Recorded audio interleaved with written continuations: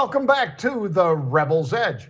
Jon Najarian and my brother Pete Najarian coming your way with what's going on in the markets. And the softening of rhetoric has the markets firming up as they've turned by better than 1,600 points just in the last 24 hours. We'll have the 411 on that, some sports, and Macro Minute right here on the Rebel's Edge. Bang.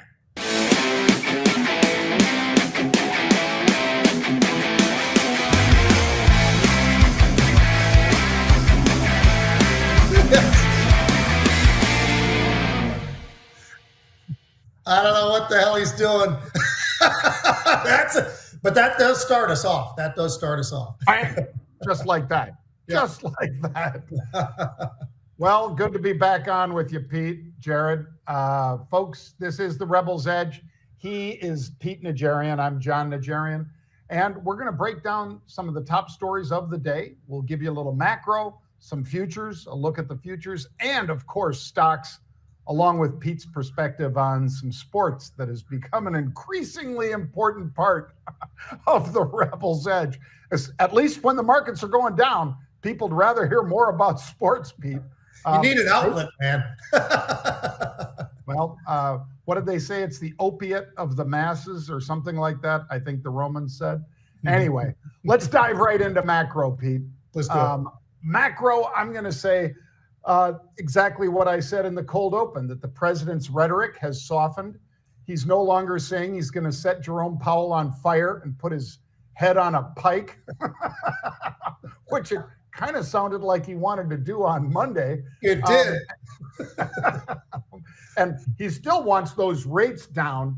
And just to his history, I believe Mr. Powell and the FOMC will move slower than they should about doing that. But at least he doesn't want to kill them anymore. Right, Pete? That's right. And I think Bessent said it best. He talked about this in a lot of different ways, John, and I think it was something very important. And certainly there's a lot of catalysts out there, the president being number one, but I think Bessent for sure being number two in terms of, hey, he talked about exactly what the issues were and how this is going to happen, how it's going to go, the de-escalation and all the rest of it. And he said, basically, I'm paraphrasing, but this is going to happen soon. So we'll see how soon. I mean, what does it really mean that they're accelerating this process? I mean, rather than 90 days, it's going to take maybe 20 days, 30 days, 40 days. We don't know that answer, but the markets sure are pretty excited about what they've heard over the last couple of days. It's like hitting yourself in the head with a hammer, folks. It feels so good when you stop. Yeah. All right. Pete, take a look at this chart, folks, and Pete. This is a chart of the gold contract versus, and that's actual gold, the futures against the S&P futures.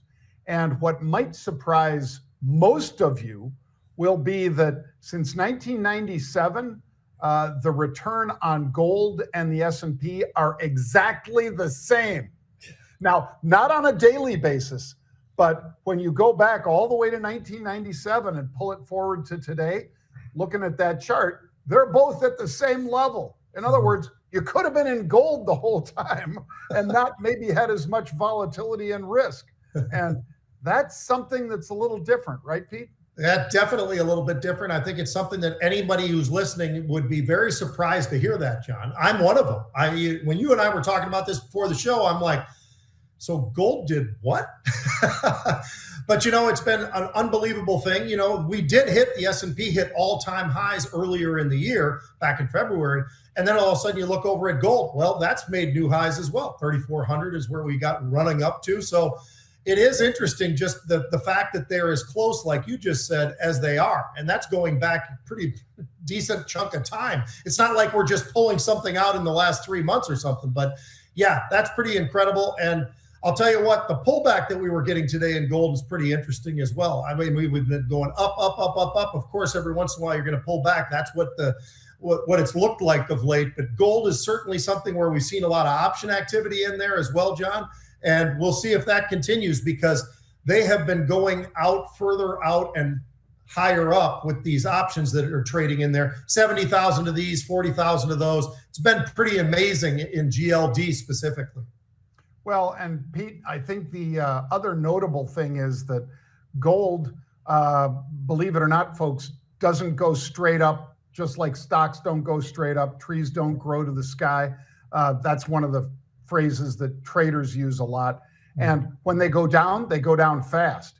And if you look at some of the stocks that Pete and I were telling you about, like Anglo Ashanti or IAG or any of the big gold miners, Newmont and so forth, you're going to see that what goes up 5 and 6% in a day goes down 7 and 8% in a day too. And right now it's risk off in terms of gold, just in terms of gold. People that overstayed their welcome and didn't take any profits, well, they're hurting a little bit, I think, today, Pete.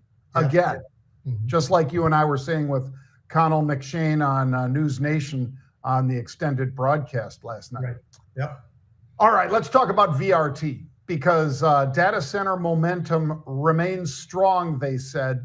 And this is one of the reasons, Pete, that they raised their full year sales guidance. Imagine that. Somebody's raising guidance. They're not saying, oh, because of COVID. Oh, because of tariffs. Oh, because it's a blue moon, we're going to lower our guidance. These guys just know that regardless, data center usage is going to be up, demand is going to be up, and thus the stock is up. And you know what, Pete? We had a lot of unusual activity, didn't we? Yeah, we had some nice unusual activity in this name. Obviously, that's going to be something very beneficial for anybody who was able to see that and then follow that like we do here at Market Rebellion. Pretty exciting stuff. You brought up the guidance. The guidance was absolutely spectacular, as you said. But how about the revenue beat as well, John? I mean, up 24% year over year. I think the expectations were, well, this whole thing is just getting flushed down the toilet. That is not the case. As a matter of fact, you look at what Vertiv actually put out there. They beat on the earnings as well, which was pretty strong. Everywhere you looked in this particular delivery was outstanding. And it's amazing. Free cash flow is $1 billion. The PE right now, the forward PE is a 21, John. So this isn't something that's gone to the moon and back and all the rest of it and all the craziness. This is a stock that has been doing the right thing, and they delivered today in a big way. And I'll even just add this. Overall, earnings have been the buoy of the markets to some degree again. When you looked over back at Goldman Sachs and some of the financials that came out right out of the gate with JP Morgan and all, pretty strong, helped out the markets. It's not like there's an absolute out there that's going to free the markets, but I will say we've had a lot of different earnings that have been outstanding, despite the fact that everything we read is doom and gloom, right? I mean, the sentiment is terrible, this, that, and the other. Well, who are they asking? Where are they going to find the 1,000 people in our nation of 300 and some odd million people? Where do they go, John, to find the 1,000 people? I think they go to the right place because they want a certain number. That's what I think is going on right now. Yeah, well, polling, there's lies, there's damn lies, and there's statistics. And the same thing is true of polling, Pete. Lies, damn lies, and polling. Yeah. All right, Tesla. So Mr. Musk put out the numbers last night, and then he said what we wanted to hear, Pete. He said he is going to dedicate more time to Tesla, thus less time to Doge.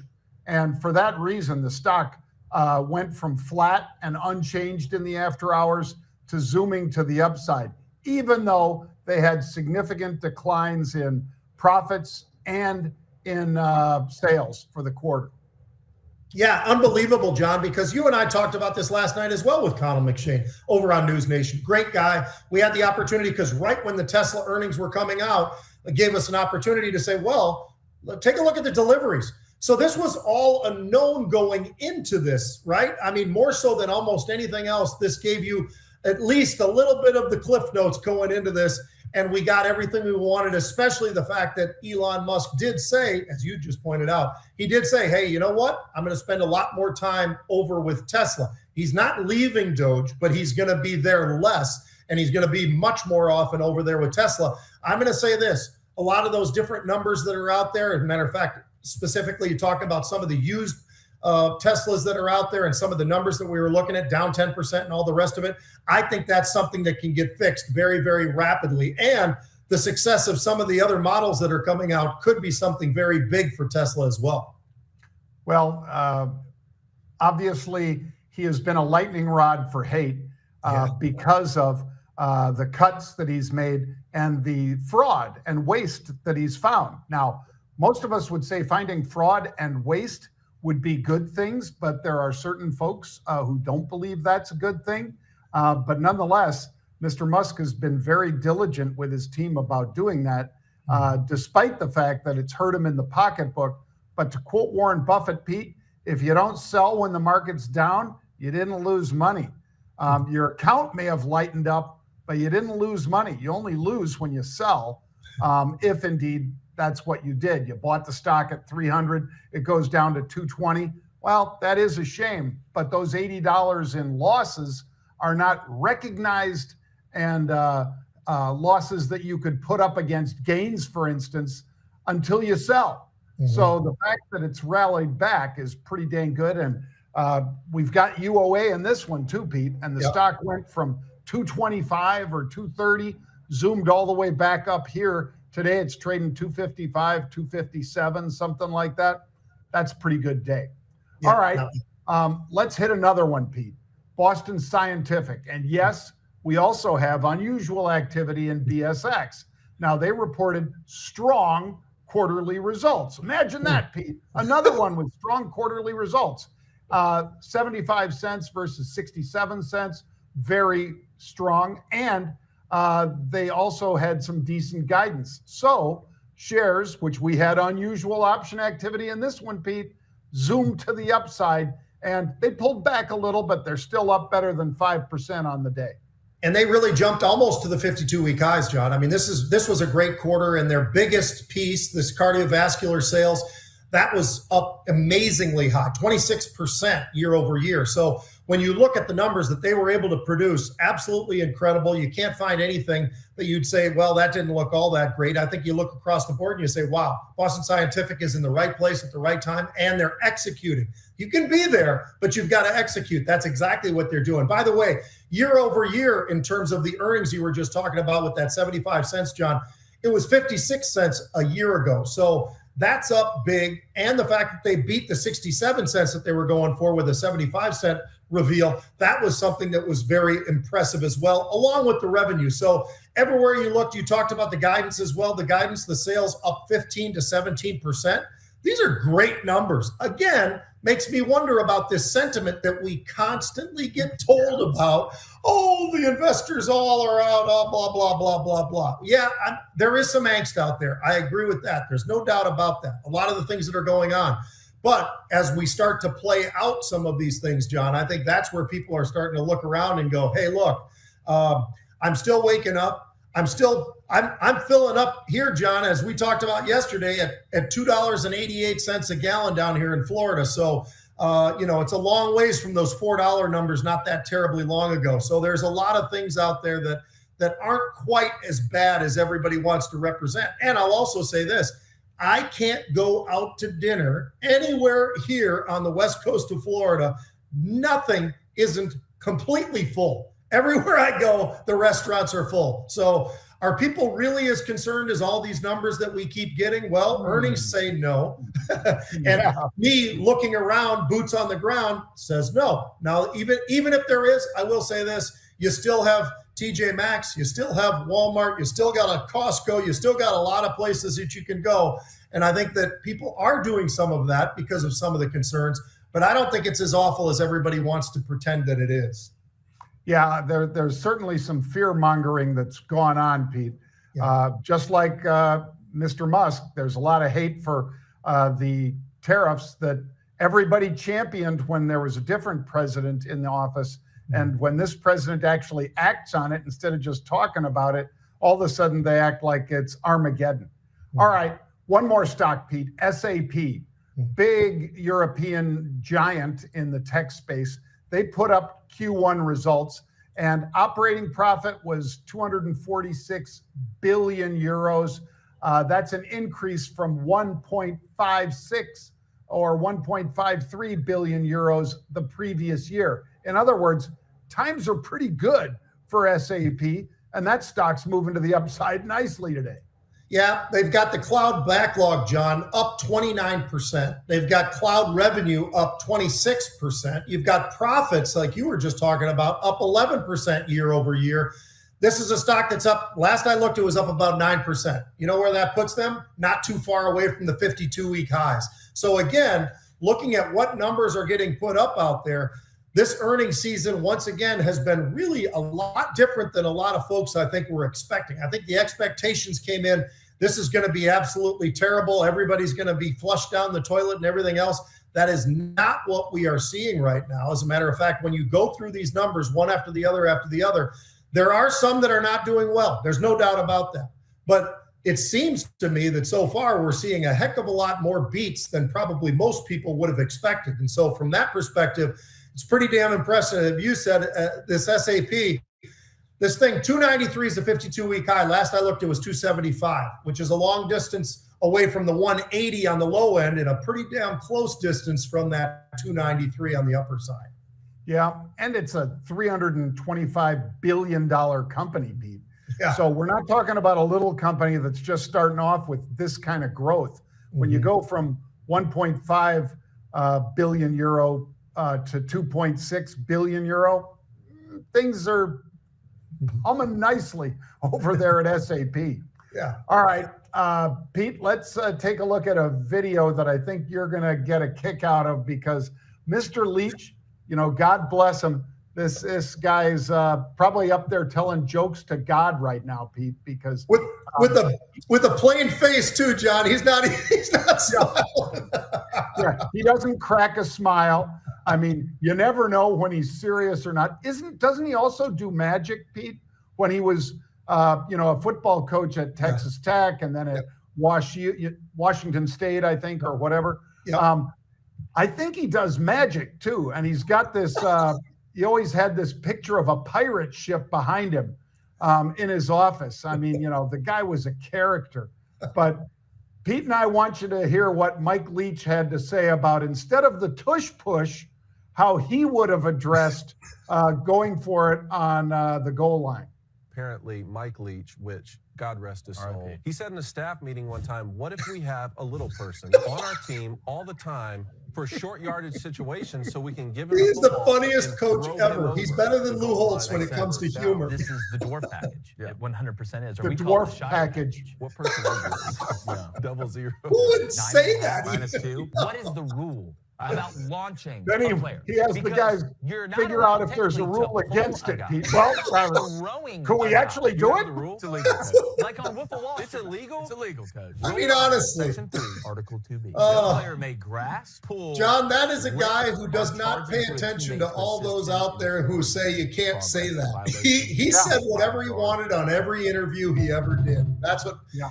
He was the best, and he almost was the coach at the University of Minnesota when I was playing a linebacker there, John, because when they were bringing in Lou Holtz, they also brought in Leach, right? Well, they tried to bring him in. He got snowed out. He didn't ever land the plane. And because of that, Lou Holtz was able to get in. They did the interview. They hired Holtz, and Leach didn't get hired. He ended up going to Washington State. I'll tell you what, he would have been a very, very, very entertaining guy to play for. Because if you've never seen the interviews he does on the sidelines when he's walking off, they are some of the greatest of all time. They really, truly are. They're phenomenal. All right, well, should we jump to a little bit of football, John? We're only another day away. Tomorrow night, it's going to be the draft. It's going to be at Lambeau Field, historic Lambeau Field. It's going to be great. We're going to be excited. You only get the first round day one, because you know what? The NFL knows what the hell they're doing. When it comes to media, John, they have figured it out, and they get views like you've never seen before, even when it looks like you've kind of got a pretty good feel for who's going to be number one, who's going to be number two, who's going to be number three. But here's where I wanted to go with this, John. Who's the most underrated players going into this particular draft? And I just thought there was two guys that stood out for me. There's more than that, but I got two guys specifically that stood out for me. And I'll throw these out to you, and you can decide if you agree or not agree. Jack Sawyer. He's an outside linebacker / defensive end, edge rusher, however you want to phrase it. So he is ranked number 17, but that's amongst edge rushers, number 17. Now, this kid played at Ohio State. He's unbelievable. He's 6'4", 260 pounds. And he is a guy who we call a gamer. And what does that mean? It means when the lights are on and the game is going, this guy plays football. And this guy is unbelievable. I think, now, granted, Penn State, he's your best edge rusher in the draft, no doubt about it. And he does show up. But everybody knows that. He's going to be the second or third player taken in the draft. Meanwhile, Sawyer, I don't even know what round he's going to go in if he's the number 17 edge rusher. But I'll tell you what, John, if you're looking for a guy who's going to be a standout from the draft, depending on where he goes, is he going to even make it in the first round? Probably not, based upon what they're telling us. Not the second round even, maybe. Maybe he gets into the third round.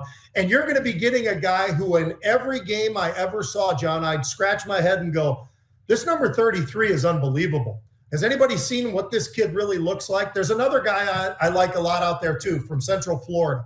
R.J. Harvey is his name. He's a running back, John. Sounds a little like Barry Sanders. He's 5'8", weighs 207 pounds, runs a 4.4 40, has unbelievable balance, has breakaway speed. And here's the interesting thing. This guy, Genty, that you and I have talked about all year, everybody did, from Boise State, great player, unbelievable player. He's number 2 behind Genty on one particular stat that I think makes this kid a lot better than people understand.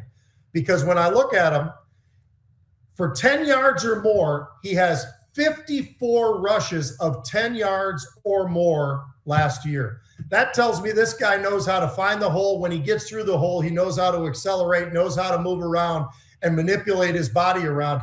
This guy's going to be a gamer as well. And everybody's going to be saying, where did he come from? Never heard of this guy. Where did he come from? R.J. Harvey. Who the hell is this guy? Central Florida is where he's from. They play great football at Central Florida. And this kid is a stud as well. So Sawyer and Harvey are my 2 guys that are full-on sleepers going into the draft. Well, how about the running back from Arizona State, Pete? Yep. I mean, because nobody could stop the kid. Yeah. I mean, ultimately, Arizona State, of course, a lot of folks didn't think they deserved to be in the playoffs there, Pete, when they went to the 12-team format. But this kid just ran over people. Scatabo or Scataboo or something like that. Yeah. So I know he's not a first-round pick, Pete. Or at least I don't think he's not supposed to be. He'd probably be the end of the second, beginning of the third. Yeah. But the kid's got heart. I love the way he plays. Should he be there instead of Genty? No. But he is a great player, and he runs with a chip on his shoulder because of the accolades of somebody who's in many ways similar to him, Ashton Genty. Very similar in terms of size, Pete.